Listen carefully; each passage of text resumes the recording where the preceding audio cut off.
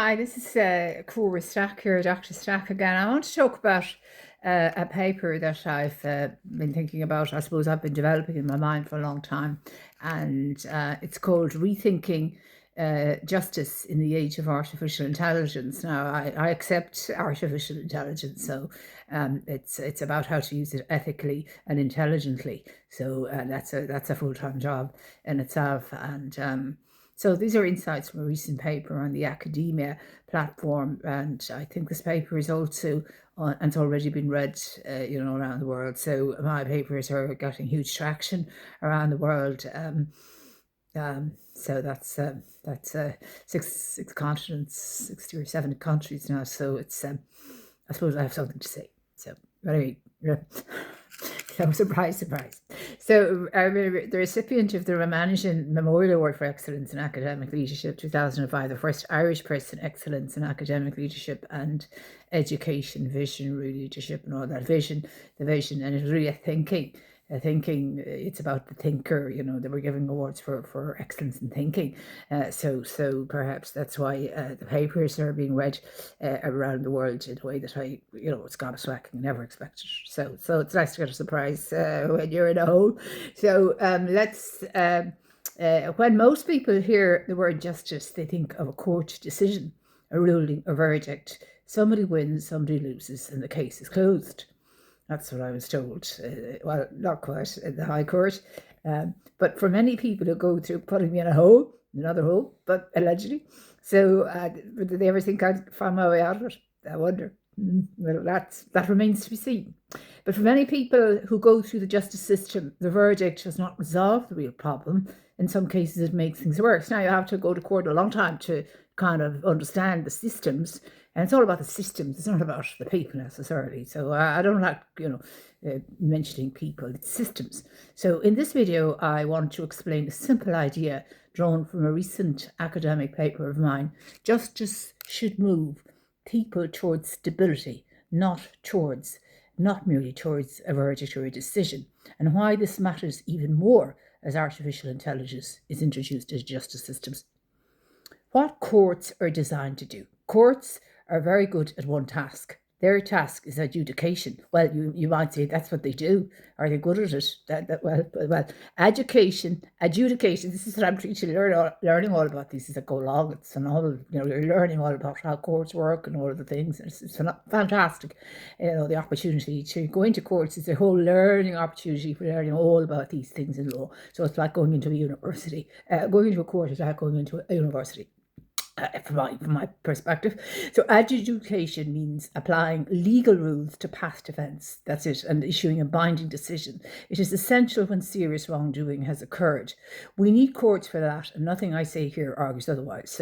But adjudication, this is my perspective now, was never designed to fix broken relationships, financial collapse, housing insecurity, workplace harm, or long-term psychological distress. Yet these are exactly the problems most people are currently bringing into court. What people actually go to court about. Most people do not go to court because they want a legal fight. They go because in their life has already, things in their lives, something in their lives has already gone majorly or badly wrong. Family breakdown, debt and housing stress. So every second person in the high courts is in a banking dispute. Employment disputes, banking or institutional conflicts, neighbourhood disputes, inheritance disputes, administrative decisions that affect livelihoods. By the time these disputes reach a judge or a court, the legal issue is often the smallest part of the problem. The real issue are human, practical and psychological, and they have usually been escalating for a long time. That's when it comes to kind of people saying breakdown. There's a usual time to failure, as we would have in reliability theory. I did that as well. I had the best in Professor Boland, Philip Boland, who was one of the origins of reliability theory. So that's time of failure. So that's something we could model into the court system. So courts are then asked to resolve situations that have already become unstable. That's a really mathematical word as well. Why speed is not the same as justice. In recent years, artificial intelligence has been promoted as a way to fix these pressures. AI is said to make justice faster, more efficient, and more consistent, probably used by the judiciary, to, for example, decide if a case is high risk or not, for the purposes of allegedly reframing, for example. But here's the problem. If a system is misdesigned, making it faster does not fix it. It accelerates failure. So I have huge issues with AI. I think it offers great opportunities, but there are major issues as well. There are the downsides, and you have to be a very intelligent user to use it in a positive way, and you have to be aware of its limitations and the way it's created. So a faster decision does not create justice if the decision does not address the real cause of the conflict. It's like going into you say you're going with anxiety into the doctor, and the doctor just gives you a whole pile of tablets and doesn't know what's causing the anxiety. What's the root? Maybe you're worried about finances or something like this, and rather than telling you to go to a financial expert, they just give you a tablet to sedate your problem. That kind of thing. That's the same thing is what I'm saying here. Not getting to the root cause of the conflict, just adjudicating it without actually asking what's underneath all this conflict. If someone is in housing distress because of illness or job loss, a faster eviction decision does not create justice. It creates homelessness. If parents are in high conflict dispute because of trauma or power imbalance, a faster court order does not create stability. It often entrenches conflict. Efficiency is not the same as effectiveness. Why adjudication is often the wrong starting point. Adjudication looks backwards. It asks what happens. It asks what happened in the past and how the law applies. This is necessary for determining rights and responsibilities, but many disputes involve ongoing relationships, parents, families, neighbours, colleagues, employers. The legal resolution of the past does not automatically produce a workable future.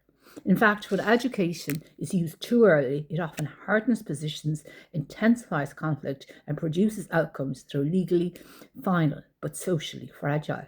The result is repeat litigation, enforcement problems, and more importantly, long-term harm. What problem-solving justice means. So this is my idea. Problem-solving justice starts from a different premise. It begins earlier, before disputes harden into legal battles. It asks a different question. What has gone wrong here, and what needs to change to prevent further harm? So supposing that was the first question that a legal system or a dispute resolution. Supposing we look at justice as being about dispute resolution rather than a legal system, that we look at it as a dispute resolution system and then a legal system kind of combined. You never hear about justice being about dispute resolution or a dispute resolution system or a conflict resolution system. So perhaps we should view it that way first. This approach uses trauma-informed multidisciplinary teams. That might include legal expertise, psychological expertise, financial assessment, and structured communication support, depending on the nature of the dispute. So, going into a judge with a very complex case, it's impossible for a judge. The likelihood of the judge having all these multidisciplinary experiences is practically zero. I mean, they're not trained. They're trained in a narrow area of law, and they're certainly not trained in all of these disciplines. So, requesting that the dispute resolution system has a multidisciplinary is reasonable, and it shares the load for the team that are there tasked to help resolve the dispute as well. So it works in everybody's favour. Also, it's more jobs for people long term. Rather than, putting all these into an AI and thing, which is the best case, The aim is, I'm not saying judges do that, but, you could imagine that they might do it in the future or give us the judgment, redesign a judgment that does 1, 2, 3. I mean, I don't know what's going on behind the scenes now in the judicial system, how they're using AI. It'd be very interesting to find out.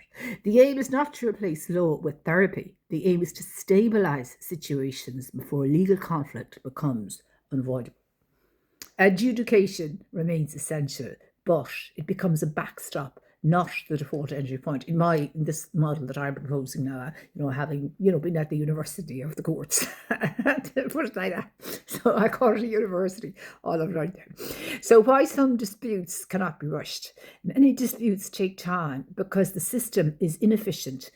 Not because the system is inefficient, because the underlying problems are complex. High conflict, for example, family disputes, coercive controlling behaviour, addiction related conflict, housing insecurity, workplace retaliation. These are not problems that yield to rapid decision making.